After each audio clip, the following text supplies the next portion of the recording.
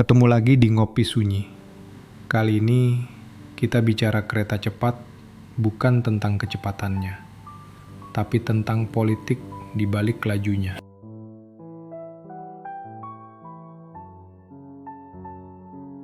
Penolakan Menteri Keuangan Purbaya Yudisadewa untuk menanggung beban utang proyek kereta cepat melalui APBN tampak seperti kebijakan fiskal biasa. Tetapi bila dicermati lebih dalam, keputusan itu adalah peristiwa politik yang penting. Sebuah tanda bahwa republik ini, setidaknya untuk saat ini, sedang berusaha menegakkan akal sehat di atas puing euforia selama 10 tahun di waktu yang lalu. Ketika proyek kereta cepat pertama kali diumumkan, suasananya lebih mirip kampanye ketimbang kebijakan publik. Ia dihadirkan bukan semata hasil studi kelayakan yang matang, melainkan sebagai simbol kebanggaan nasional. Banyak suara kritis sebenarnya sudah muncul, mulai dari Menteri Perhubungan saat itu, Ignatius Jonan, hingga pengamat kebijakan publik Agus Pambagio, serta sejumlah ekonomi independen seperti Faisal Basri almarhum dan Tauhid Ahmad yang menilai proyek ini berisiko tinggi terhadap keuangan negara. Namun suara-suara itu tenggelam dalam arus euforia politik. Yang dominan di ruang publik bukanlah perdebatan rasional tentang kelayakan atau risiko fiskal, melainkan narasi kebanggaan bahwa Indonesia akhirnya sejajar dengan negara maju karena memiliki kereta cepat. Dalam politik pembangunan, pertanyaan rasional sering dianggap menghambat. Kritik dilabeli anti pembangunan, dan setiap skeptisisme disamakan dengan pesimisme. Ketika itulah ruang nalar publik mulai disempitkan. Proyek dijalankan seolah kritik adalah musuh, padahal justru disitulah tanda awal dari penyakit lama bangsa ini, ambisi yang tak diimbangi perhitungan. Euforia dan ilusi kemajuan. 10 tahun antara 2014 hingga 2024 adalah dekade euforia. Negara sibuk membangun, rakyat sibuk berbangga. Di jalan-jalan raya, di media sosial, di baliho dan layar televisi, kata pembangunan diucapkan seperti mantra yang sakral. Tapi seperti semua mantra, ia meninabobokan kesadaran. Yang dibangun memang banyak, jalan tol, bandara, bendungan, jembatan, hingga ibu kota baru yang megah direncana. Namun jarang ada pembicaraan serius tentang kelayakan, efisiensi, atau keberlanjutan. Pembangunan menjadi agama baru, pemimpinnya menjadi nabi pembangunan yang tak boleh diganggu. Puja-puji menggantikan pengawasan, dan loyalitas buta dianggap tanda cinta tanah air. Kini, setelah euforia mereda, tagihan datang. Kereta cepat yang dulu dijanjikan akan menguntungkan, ternyata menyisakan beban utang ratusan triliun.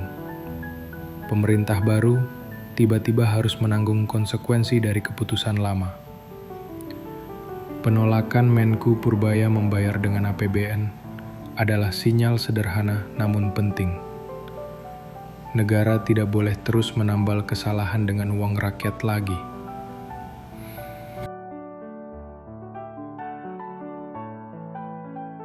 Antara akuntabilitas dan amnesia. Kita sering berkata bahwa bangsa yang besar adalah bangsa yang mau belajar dari kesalahan. Tetapi bagaimana bisa belajar jika kita bahkan tidak mengakui kesalahan itu ada? Sikap defensif terhadap masa lalu adalah penyakit klasik politik Indonesia. Setiap kali rezim berganti, yang baru enggan mengoreksi yang lama karena takut dituduh mencari-cari kesalahan. Padahal, koreksi bukan balas dendam. Ia bagian dari literasi kenegaraan, Dengan menelah proyek-proyek yang gagal, kita sedang menulis buku panduan agar kesalahan tak berulang. Sayangnya, bangsa ini memiliki kebiasaan buruk, mudah memaafkan tanpa memahami. Kita sering menutupi borok dengan kata, yang penting niatnya baik. Padahal, kebijakan publik tak diukur dari niat, tetapi dari akal sehat, data, dan hasil. Maka, penolakan Purbaya untuk menggunakan APBN sejatinya bukan soal disiplin anggaran semata, melainkan bisa kita tafsirkan sebagai penolakan terhadap cara berpikir yang salah, bahwa uang negara bisa dipakai untuk menutup aib politik masa lalu. Disinilah letak nilai simboliknya. Ia bukan sekedar menteri, melainkan pengingat bahwa logika fiskal tak boleh tunduk pada logika politis. Pelajaran demokrasi yang mahal. Setidaknya ada 2 pelajaran penting dari kisah ini. Pertama, kita harus lebih teliti dan rasional dalam memilih pemimpin. Demokrasi memang memberi kebebasan, tetapi kebebasan tanpa kedewasaan hanya melahirkan pemujaan buta. Kita terlalu sering memilih karena citra, bukan rekam jejak. Karena retorika, bukan kompetensi. Akibatnya, kebijakan publik berubah menjadi proyek pencitraan jangka pendek. Kedua, kita harus mengawal pemimpin yang telah terpilih dengan nalar sehat, bukan dengan sorak-sorai. Demokrasi bukan tentang memilih pahlawan, tetapi tentang memastikan tidak ada yang berperilaku seperti raja. Mengkritik bukanlah tindakan subversif, ia justru napas utama dari republik. 10 tahun puja-puji irasional telah membawa bangsa ini pada keterpurukan yang tidak hanya ekonomi, tapi juga moral. Kita kehilangan kepekaan terhadap keadilan. Kita membiarkan satu orang menentukan arah bangsa, seolah sejarah hanya punya satu aktor.